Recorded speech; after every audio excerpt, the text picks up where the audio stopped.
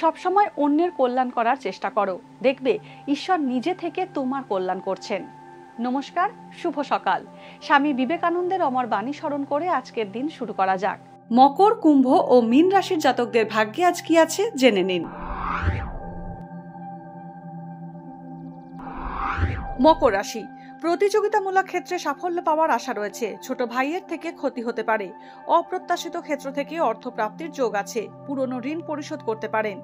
সরকারি চাকরি পাওয়ার সম্ভাবনা রয়েছে। যে কোনো রকম আইনি গোলযোগ এড়িয়ে চলুন।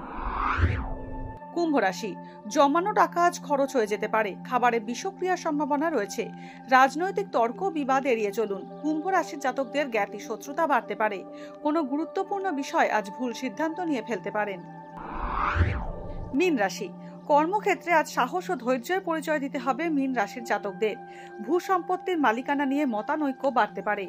নেতিবাচক চিন্তা থাকায় মানসিক অবসাদ আসবে। বিষাক্ত জন্তুর কামড় খেতে পারেন। ভুল চিকিৎসায় বিভ্রান্তি বাড়বে। ভাই ও বন্ধুস্থানীয় ব্যক্তির সাহায্য পাবেন।